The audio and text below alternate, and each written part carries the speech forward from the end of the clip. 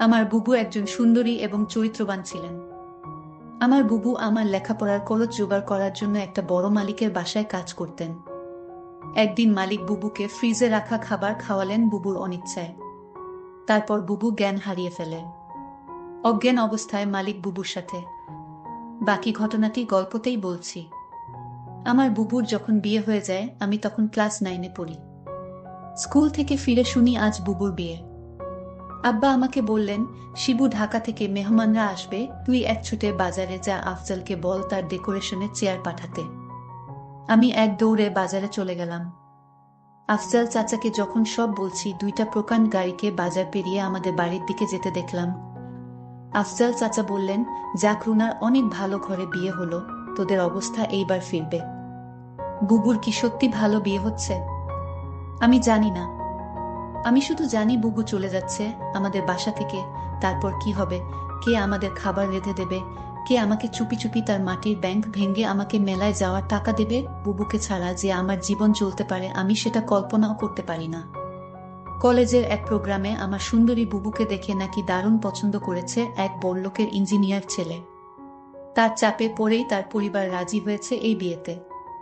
নইলে আমাদের মতো মধ্যবিত্ত ঘরে এত বড় আত্মীয় হওয়ার কথা না। সবাই বলাবলি করছে বুবুর কারণে এইবার আমাদের ভাগ্য ফিরবে। আমার জন্মের সময় আমার মা মারা যান, বুবুর বয়স তখন 8। আমার স্কুল শিক্ষক আব্বা আর বিয়ে করেননি, বুবুই মানুষ করেছে আমাকে। আমার জগত ঘিরে তাই আমার বুবু। বিয়ের আসরটা হয়ে গেল দায়সারা ভাবে। বিয়ে নাকি দুই পরিবারের বন্ধন, কিন্তু আমার সেটা মনে হলো না। পাত্রের বাবা সারাক্ষণ মুখ কালো করে রাখলেন। পাত্রের ছোট মামা আমাদের ঘর বাড়ি উঠান ঘুরে ঘুরে দেখলেন, মাঝে মাঝে নাক সিটকালেন, আমাকে ডেকে বললেন, তুমি কোনো ক্লাসে পড়ো?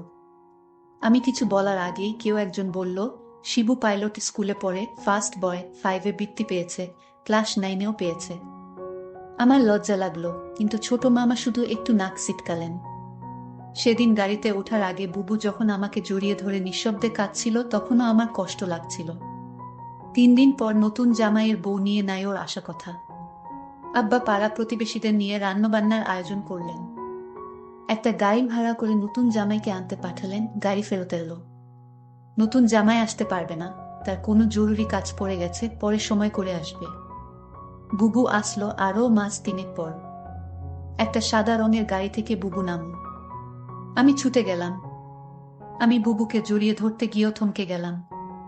গায়ে দামি ফিনফিনে শাড়ি, মুখে পার্লার থেকে করা করা মেকআপ, ব্ল্যাক করা বাঁকানো ভ্রু আর স্ট্রেট করা চুলে আমার বুবুকে কেন জানি হঠাৎ অচেনা লাগলো। আব্বা দৌড়ে এলেন, জামাই আসেনি? না আব্বা, সাইটের কাজে গেছে। বুবু আব্বাকে ধরে কিছুক্ষণ কাঁদল। আমি সারাদিন বুবুর আশেপাশে ঘুরঘুর করলাম, কিন্তু বুবুকে কেমন আনমনা দেখলাম।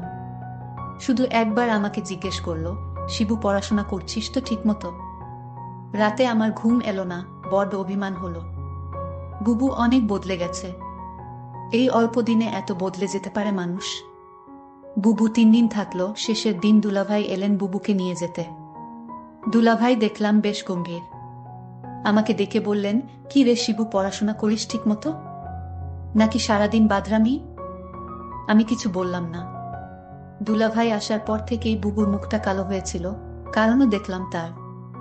আমাদের সামনেই কপাল কুঁচকে 2বার বুবুকে ধমক দিলেন দুলাভাই। বুবু চলে যাওয়ার পর সেই রাতে আব্বা আমার ঘরে এলেন, অপরাধীর গলায় বললেন, শিবু তুই তো অনেক বড় হয়ে গেছিস, বলতো তো আমি কি কোনো ভুল করলাম? আমি হয়তো সত্যি বড় হয়ে গেছি। মনের কথা চেপে বললাম, কেন সেটা বলছেন? বুবু অনেক ভালো আছে। কিন্তু আমি ঠিক জানি আমার বুবু ভালো নেই। বুবুর হাতে কালশিটে দাগ দেখেছি। আমার হাসি খুশি বুবু কেমন গুটিয়ে গেছে মাত্র 3 মাসে। এর ঠিক 1 বছরের মাথায় আব্বাজান মারা গেলেন। আমি একা হয়ে গেলাম। পাড়া প্রতিবেশীরা বুবু দুলাভাইকে চেপে ধরলেন আমাকে নিয়ে যাওয়ার জন্য। বুবু উৎকণ্ঠা নিয়ে দুলাভাইয়ের মুখের দিকে তাকাল। দুলাভাই কিছুক্ষণ ভেবে বললেন, শিবু চলুক, কাজে লাগবে অনেক। কাজেই আমি আমার বইখাতা নিয়ে বুবুর বাসায় উঠলাম। দুলাভাইয়ের পোস্টিং তখন আমাদের গ্রামের কাছেরই শহরে। ছোট ছিমছাম 2 রুমের বাসা। আমি এক রুম ভাগে পেলাম। শহরের একটা স্কুলে ভর্তি হলাম।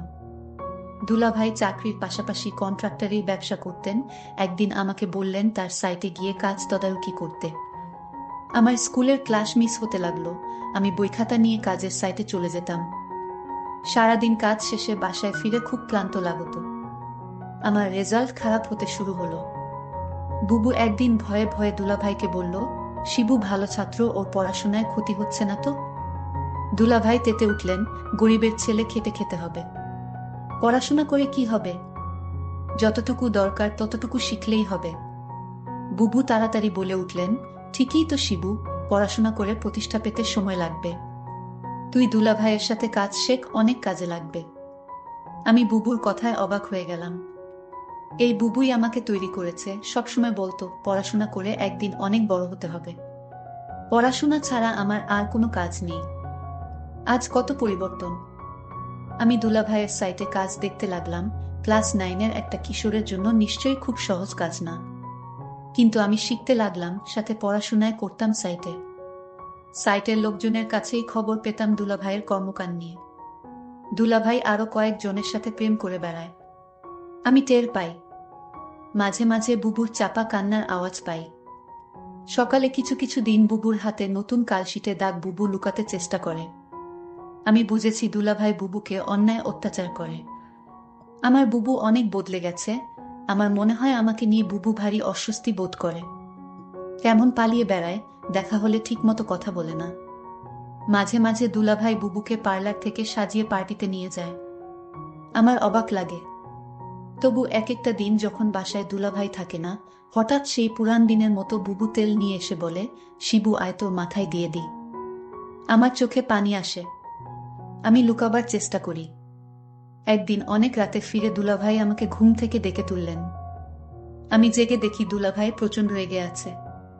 আমাকে বললেন, হারামজাদা, তোকে আমি সাইট দেখতে দিছি আর তুই সেখানে পড়াশোনা করিস? আমি চুপ করে দাঁড়িয়ে রইলাম। হঠাৎ করে দুলাভাই আমার চুলের মুঠি ধরলেন। বল, আজ সাইট থেকে 1 লাখ টাকা চুরি করেছে কে? নাকি তুই করেছিস? আমি অবাক হয়ে গেলাম। সাইটের টাকা পয়সা সংক্রান্ত কোনো কিছুর সাথেই আমি জড়িত না। আলাদা অ্যাকাউন্টস আছে। তবু বললাম, আমি কিছু জানি না দুলাভাই। তুই জানিস না? কেন জানিস না? তুই এর সাথে জড়িত শিওর? আমার খেয়ে আমার সাথেই দাওতাবাজি। দাঁড়া। দুলাভাই তার বেল্ট দিয়ে আমাকে মারতে আরম্ভ করলেন। আমি সারা জীবনে কখনো মার খাইনি। পরিবারে আদরে মানুষ হয়েছি। স্কুলে ভালো ছাত্র হওয়ায় স্যারেরা অত্যাধিক স্নেহ করতেন। আমি দেখলাম বুবু পাথরের মতো দাঁড়িয়ে আছে। দুলাভাই একসময় ক্ষান্ত দিয়ে চলে গেলেন। আমি সারা রাত বিছানায় শুয়ে কোকালাম। চেষ্টা করলাম মুখ দিয়ে শব্দ না করতে। আব্বা মৃত্যুর আগে বলেছিলেন, শিবু, পুরুষ হয়ে গরিব ঘরে জন্মাইছিস। সামনে অনেক কষ্ট আসবে, শক্ত থাকবি। কখনো কাঁদবি না। পুরুষদের কাঁদতে নেই। পরদিন সকালে আমার ঘুম শরীরে হালকা জ্বর নিয়ে উঠে দেখি বুবু বসে আছে আমার শিয়রে। শিবু, উঠতে পারবি? আমি মাথা নাড়লাম। হ্যাঁ। তাহলে চল। তাকিয়ে দেখি বুবু একটা ব্যাগ গুছিয়ে রেখেছে। আমি বললাম, কোথায়? বাড়ি ফিরে যাব, চল। তুই আবার ভালো করে পড়াশোনা শুরু করবি, আমি দরকার হয় বাসায় কাজ করব। দুইজনের একটা ব্যবস্থা হয়ে যাবে। আমি অবাক হয়ে তাকিয়ে রইলাম। বুবু আমার জন্য তার স্বামীকে ডিভোর্স দিয়ে চলে এলো এবং সেই বাড়ি থেকে চিরদিনের জন্য চলে এলো। তারপর বাসায় আমি আর বুবু থাকি। বুবু একটা বড় লোক বাসায় কাজ পেল। তাদের কাপড় ধোয়া, রান্না করা ইত্যাদি তাদের কাজ করতে হবে। মাস শেষে যে টাকাটা পাবো সে টাকা দিয়ে আমার লেখাপড়ার খরচ আর পরিবার চলে যাবে। বুবু যে বাড়িতে কাজ করে সেই বাড়ির মালিক বুবুকে একদিন বলেছিল, তোমার যত টাকা দরকার আমি দিব, তুমি শুধু একটি কথা রাখো। বুবু বলল, আমি বাসায় কাজ করি, এটাই আমার চলে, অতিরিক্ত টাকার আমার দরকার নেই। বুবু বুঝতে পেরেছিল বাসার মালিকের চরিত্র ভালো না। তারপরও বুবু এই বাড়িতে কাজ করে যে টাকা পেত সেটা দিয়েই আমাদের মাস চলে যেত। মালিকের বাসার সবাই একদিন কোথায় ঘুরতে গেল। শুধু মালিক বাড়িতে ছিল। মালিকের নাম আছান আলী। বুবু বলল, আজ তো বাসায় কেউ নাই, তেমন কাজও নাই, তাহলে আজ আমি চলে যাই। মালিক তখন বলল, শোনো, অনেক কাজ পড়ে রয়েছে। কি কাজ পড়ে রয়েছে মালিক? মালিক বলল, বাসায় কেউ নাই, আমার দেখাশোনা কে করবে? আমি বলেছিলাম, ও তাই তো। মালিকের জন্য রান্না করলাম, ঘর পরিষ্কার করে মালিককে খাবার দিয়ে বললাম, রাত অনেক হয়েছে, আমার ছোট ভাইটা চিন্তা করছে, আমি এখন যাই। মালিক দমক দিয়ে বলল, এই মেয়ে, তুমি এই বাড়ির চাকরানী। মালিক যখন আদেশ করবে তখন তুমি এই বাড়ি থেকে যাবে, তার আগ পর্যন্ত এখান থেকে এক পাও লড়বে না। আমি তখন নিশ্চুপ হয়ে দাঁড়িয়ে রইলাম। আমার মুখ দিয়ে কোনো কথা বের হলো না। হঠাৎ মালিক বলল দরদ কণ্ঠে, মারে, আমার তো ছেলে মেয়ে আছে, তোর কষ্ট আমি বুঝি। তুই তোর মাকে হারালি, বাবাকে হারালি, নিজের স্বামীকে হারালি, এখন ভাইটাকে লেখাপড়া শিখিয়ে মানুষ করার জন্য তুই পরিশ্রম করছিস। আমি মালিকের হঠাৎ এরকম ভালো কথা শুনে আমি কিছুটা অবাক হলাম, কিন্তু সে মুখে যা বলছে চেহারায় তা প্রকাশ পায় না। আমাকে বলল, আমার স্ত্রী, ছেলে মেয়ে তারা 2 দিনের জন্য ট্যুরে গেছে। আমি বলেছিলাম, আপনি যাননি কেন? আমার ঘোরাফেরা তেমন একটা ভালো লাগে না, আমি এর আগে বহুবার ঘোরাফেরা করেছি, এখন আর ভালো লাগে না। তুই আমার মেয়ের মতো, ধর তোকে আমি কিছু টাকা দিলাম, তোর ভাইয়ের সামনে পরীক্ষা ভালো মন্দ কিছু খাওয়াইস। আমি বলেছিলাম, আমার টাকা লাগবে না। মালিক তখন আমায় জোর করে টাকাটা হাতে ধরিয়ে দিল, আমি না নিয়ে পারলাম না। মালিক আমার প্রতি হঠাৎ এমন দরদ দেখাচ্ছে কেন? যখন মালিকের ছেলে মেয়ে বাড়িতে ছিল তখন তো তিনি এরকম দরদ দেখায়নি। আমি মালিকের এরকম ভালো ব্যবহার দেখে কিছুটা অবাক হলাম। এরকম কথা বলতে বলতে প্রায় রাত 11টা বেজে গেল। ওইদিকে আমার ভাই আমার জন্য চিন্তা করছিল। আমি মালিককে বলেছিলাম, এখন আমি যাই। সে তখন বলল, না, আজ তুমি যেতে পারবে না, এই বাড়ি তোমার পাহারা দিতে হবে। আমি বলেছিলাম, দেখুন সাহেব, আমার ডিউটি তো সকাল 6টা থেকে সন্ধ্যা 6টা পর্যন্ত। মালিক তখন আমাকে অবাক করে বলল, তাই বলে যদি আমার সমস্যা হলে তুমি দেখবে না? আমি তো তোমারে আমার মেয়ের মতোই দেখি। মালিকের কি উদ্দেশ্য ছিল আমি তা জানি না, তবে এইটুকু বলতে পারি মালিক তেমন ভালো না। তবে আজ আমার সাথে সে খুব ভালো ব্যবহার করল।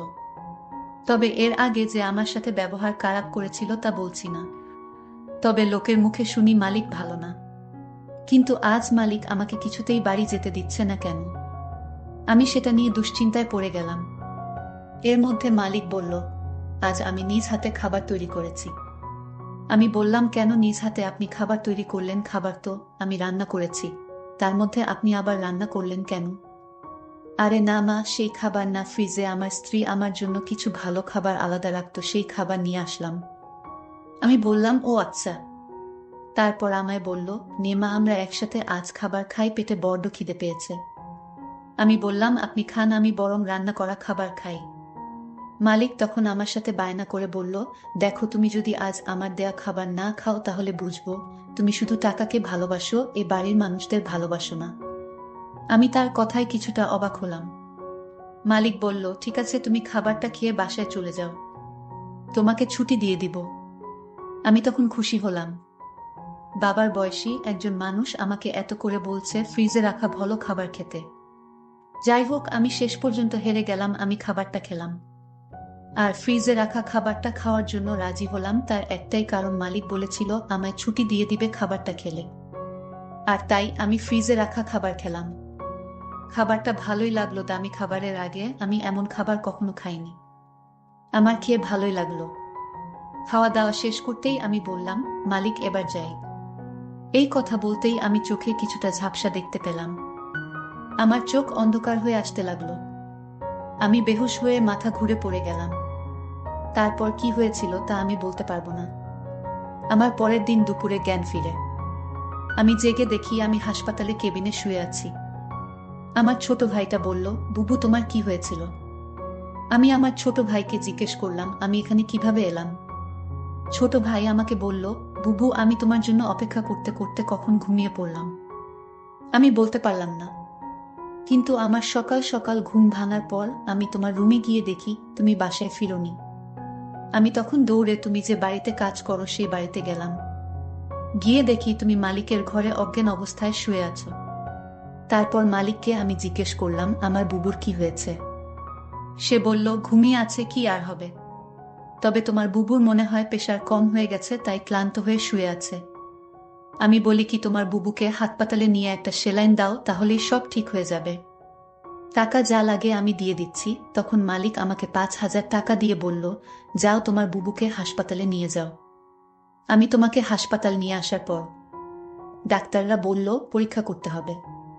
ডক্টর বলল, তোমার প্রেশার কমে যায়নি, তোমাকে খাবারের সাথে কিছু মিশিয়ে তোমাকে অজ্ঞান করা হয়েছে। তারপর ডাক্তার বলল, মেয়েটি তোমার কি হয়? আমি বললাম, আমার বড় বোন। তোমার সাথে আর কেউ আসেনি? না ডক্টর, বুবুর আমি ছাড়া আর কেউ নাই। আমি ডক্টরকে জিজ্ঞেস করলাম কি হয়েছে। আমার বুবুর বলেন ডক্টর। ডক্টর বলল, তোমাকে বলা যাবে না। আমি আমার ছোট ভাইয়ের কথা শুনে বুঝতে পারলাম আমার সাথে কি ঘটেছিল। মালিক আমার সাথে এরকম অসম্মানজনক আচরণ করল। আমি এই কথাগুলো শুনছিলাম আর আমার চোখ বেয়ে বেয়ে পানি পড়ছিল। আমি সিদ্ধান্ত নিলাম মনে মনে আমি আর এই পৃথিবীর মুখ দেখতে চাই না। কিন্তু আমার ছোট ভাইটা আমাকে বলল, বুবু তোমার কিছু হলে আমি বাঁচব না বুবু। তুমি ছাড়া এই দুনিয়ায় আমার কেউ নাই বুবু।